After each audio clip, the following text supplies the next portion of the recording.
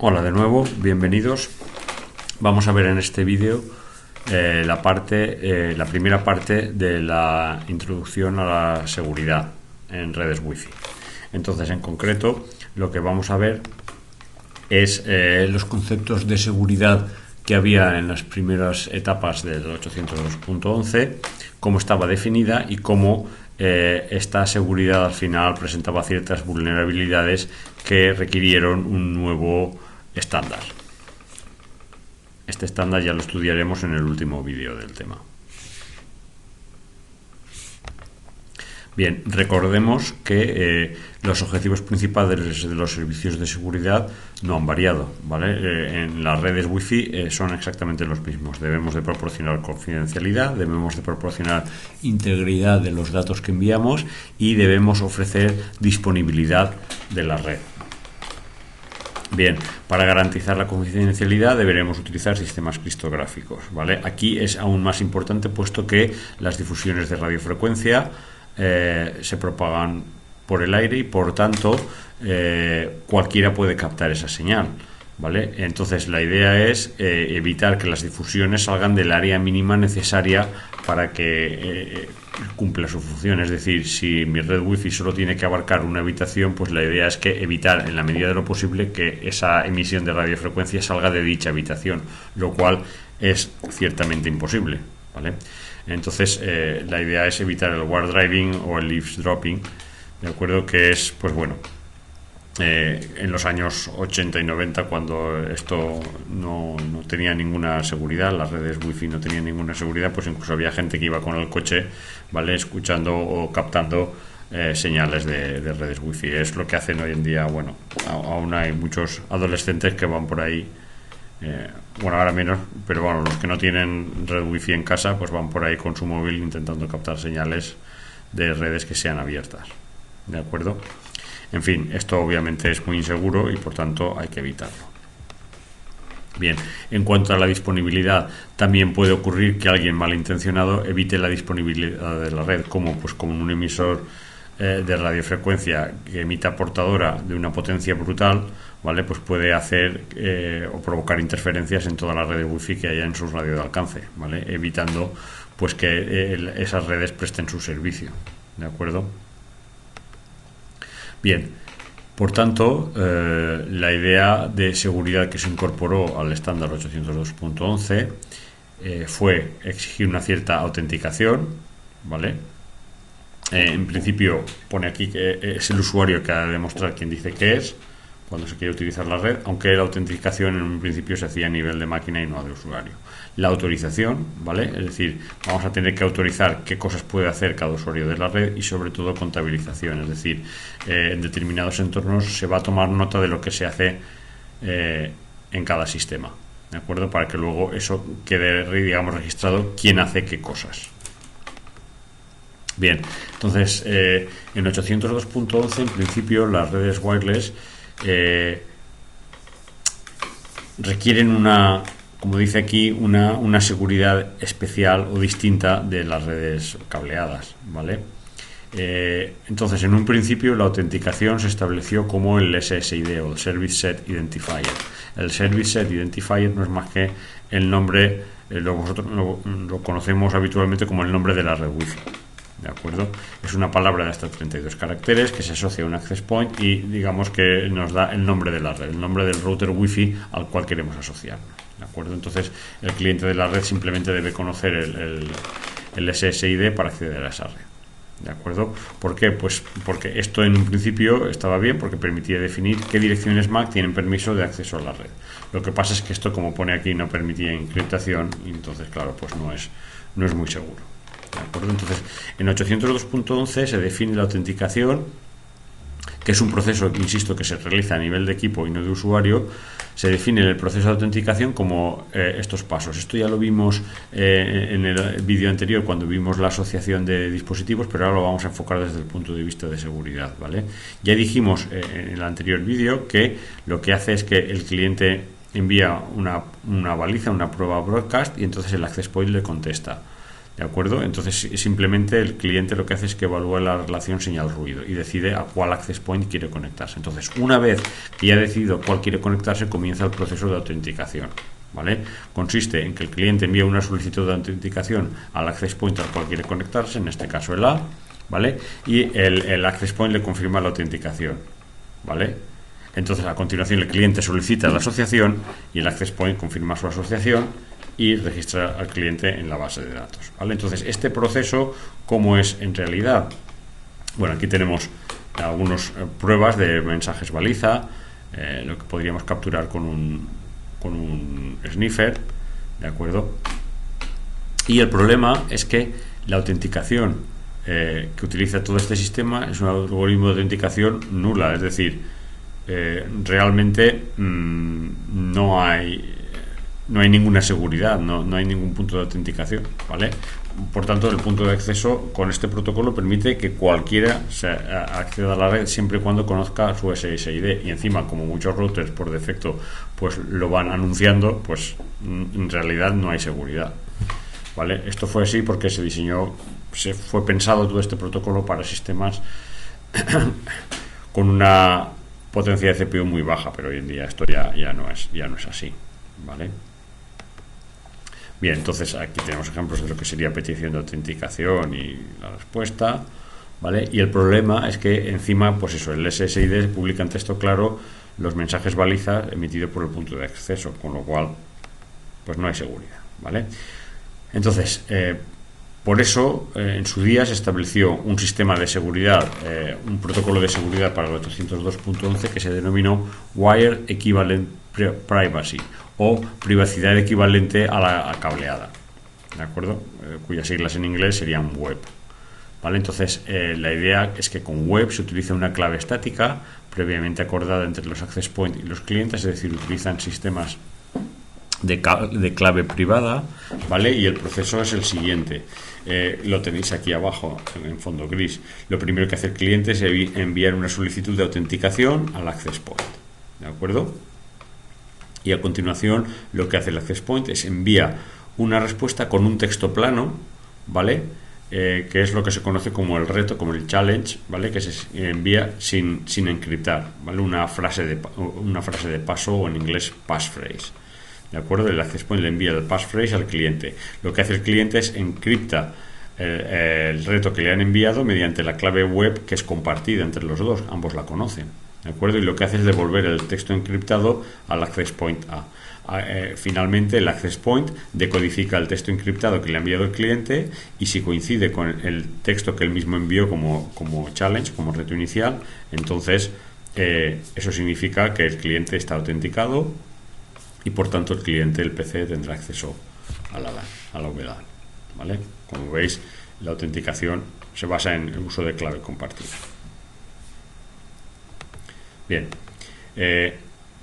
lo que ocurre es que esto, que en principio es un sistema que proporciona cierta seguridad, resulta que este algoritmo es un algoritmo basado en RC4, ¿vale? Y el RC4 fue secreto solo hasta 1994, ¿vale? Entonces, además es un algoritmo simple, es bastante débil, y encima no fue implementado apropiadamente en el protocolo web, ¿vale? Con lo cual, pues crea un agujero de seguridad en redes VLAN, ¿vale? Vamos a ver cuál es ese agujero de seguridad. Básicamente, el problema del protocolo web radica en lo que se conoce como el vector de inicialización, que es un vector fijo de longitud fija de 24 bits. Bien, aquí vemos cuál es el proceso, ¿vale? Cómo funciona, ¿vale? Básicamente el cifrado, como vemos aquí, el cifrado básicamente consiste, bueno, tenemos dos modelos de cifrado, el cifrado de stream o en bloques. Básicamente el cifrado en stream es que coge el mensaje como un stream, y el cifrado en bloques lo que hace es que, como vemos aquí, ¿vale? Lo que hace el cifrado en bloques es dividir el texto a cifrar en bloques de longitud fija, ¿de acuerdo? A ver, vamos a ver. Entonces,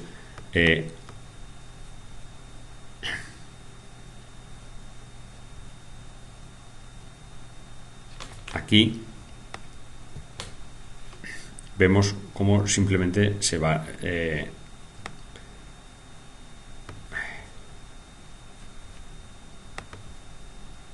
se separa aquí en estos tres, ¿vale? Vemos cómo separamos el texto en bloques de longitud fija, mientras que aquí arriba simplemente cogemos todo el texto que haga falta. Entonces, ¿qué ocurre? Nosotros tenemos una clave que es de longitud fija, ¿de acuerdo? Y esta clave nos tiene que servir, ¿vale?, para codificar un texto de una longitud distinta. Entonces, fijaos que para codificar, para enviar el texto cifrado, simplemente lo que tenemos que hacer es hacer un XOR con la clave, digamos, el flujo de clave, ¿vale?, que tenemos que conseguir que sea tan largo como el texto. ¿De acuerdo? Entonces, lo que hacemos para conseguir un flujo de clave que sea tan largo como el texto y poder hacer un XOR bit a bit, que es al fin y al cabo el proceso de cifrado, que consiste en hacer un XOR bit a bit. Entonces, para eso lo que tenemos que hacer es coger la clave y mediante un algoritmo de cifrado, digamos, engordar la clave hasta conseguir que el flujo de clave sea exactamente igual a la longitud del texto cifrado, ¿vale? En cuanto al cifrado por bloques, lo que hacemos es al revés, ¿no? Dividimos el texto cifrar en bloques de longitud fija como tenemos aquí y por tanto a partir de la clave solo tenemos que fijar un flujo de clave de una longitud fija.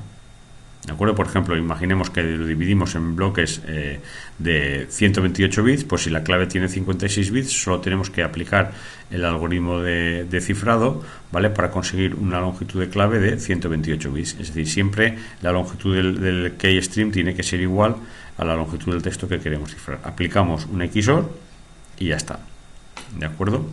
Bien, ¿qué ocurre? Que tanto en cifrado por bloques como cifrado por flujo ocurre que el mismo texto plano, el mismo plain text, tanto si es un bloque como si es todo el texto, ¿vale?, el mismo texto siempre genera el mismo texto cifrado. Siempre. ¿De acuerdo? Entonces esa es la característica fundamental y peor del sistema el sistema web, ¿vale?, que el mismo texto siempre genera el mismo texto cifrado. ¿De acuerdo? Entonces, ¿qué ocurre? Que derivar el keystream es muy sencillo, puesto que sabemos que es simplemente un XOR.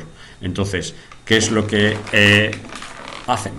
¿O qué es lo que se produjo? Pues una serie de ataques de tipo man in the middle, donde el atacante, ¿vale?, simplemente tenía que escuchar, ¿vale? Estaba escuchando lo que emitía el access point, o sea, tenía que ponerse en un sitio donde recibiera la señal del access point y la señal del cliente. ¿De acuerdo? Simplemente lo único que tenía que escuchar es cuál era el texto plano, ¿vale? Y sabía que a continuación el protocolo web lo que haría es que el cliente le mandara el texto cifrado. ¿De acuerdo? Con lo cual, si había escuchado el texto plano y luego había escuchado también el texto cifrado, solo tenía que hacer la XOR y obtener el keystream. Y a partir del keystream tenía todo el tiempo del mundo para, a partir del keystream y sabiendo cuál era la longitud de la clave, pues obtener la clave. ¿De acuerdo? Con lo cual era muy sencillo hackear estas claves. Bien. Como esto era así, lo que se decidió fue solucionar este problema añadiendo un vector de inicialización a la clave. La idea era alterar el keystream, ¿vale? Entonces, antes de generar el keystream, se concatena el vector de inicialización, ¿vale?, a la clave original, ¿de acuerdo? Es decir, tenemos la clave original más nuestros 24 bits aquí, ¿de acuerdo? De tal forma que por cada nuevo vector de inicialización obtendríamos un nuevo keystream. El resto del proceso de cifrado pues era lo mismo. Bien, entonces los vectores de inicialización tienen una longitud fija de 24 bits, ¿de acuerdo? De tal forma que las claves web son de 40 más 24, 64, o de 104 más el vector de inicialización, 128 bits. ¿De acuerdo? Pero ¿qué ocurre? Que resulta que el vector de inicialización se envía en texto claro, es decir, en texto plano, es decir, lo que encriptamos, ¿vale?, en los mensajes que se envían, lo que encriptamos es la parte de la subcapa MAC más una especie de checksum, ¿vale? Pero esto se envía encriptado, pero no se envía encriptado el vector de inicialización, ¿de acuerdo? Por lo tanto, esto puede ser escuchado y no nos soluciona el problema de la seguridad, ¿de acuerdo? De hecho, pues se vio que un usuario capturando tráfico podía desencriptar la clave web en unas pocas horas, ¿vale? E incluso pues se ha desarrollado software para que elija esa tarea, ¿de acuerdo?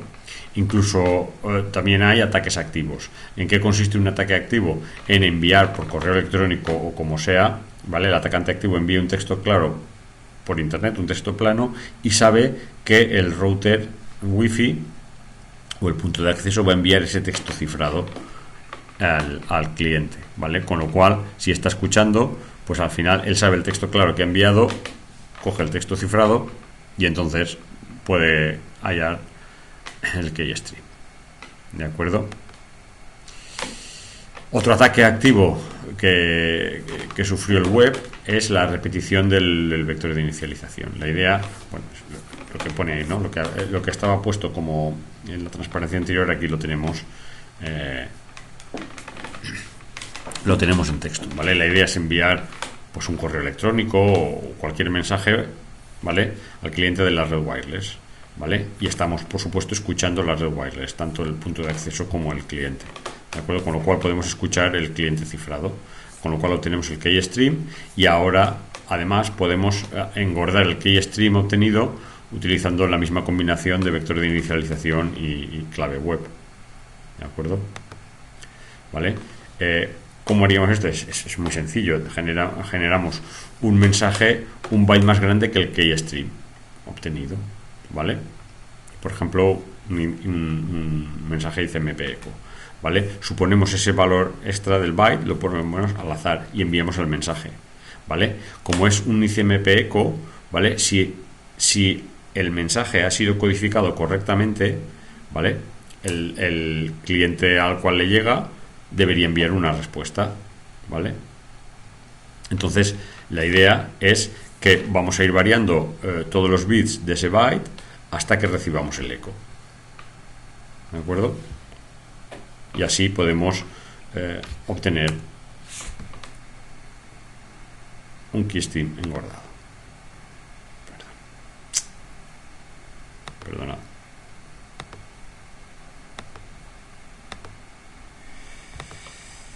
Vale, otro ataque bastante conocido es el bit flipping, ¿vale?, o inversión de bit. La idea es que el atacante captura una trama encriptada de la red wireless y lo que va a hacer es coger e invertir aleatoriamente algunos de los bits de los datos del payload, ¿vale?, de la capa 3.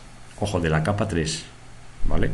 Como los formatos de trama son bien conocidos, cuando tú recibes una trama MAC, sabes dónde, como la cabecera IP sabemos cuánto ocupa, simplemente contando sabemos dónde empieza el payload, aunque vaya encriptado, sabemos dónde empieza el payload, la zona de datos de la capa 3. Entonces simplemente lo que hace el atacante es invertir aleatoriamente algunos bits de esos campos, o sea, de los datos de la capa 3, y además lo que va a hacer ahora es ajustar el valor del campo ICV de ese checksum para que los bits cambiados junto con el checksum nuevo que enviamos sea correcto, ¿de acuerdo? Con lo cual el atacante lo que hace es que transmite la trama modificada. ¿Qué ocurre? Que el cliente o el access point recibe la trama y comprueba el checksum, pero el checksum ese será correcto. ¿Qué ocurre? Que por tanto desencapsula el paquete IP de dentro de la trama, ¿vale? Y entonces el paquete IP a nivel de IP sí que va a detectar fallos, porque en el payload había fallos, ¿vale?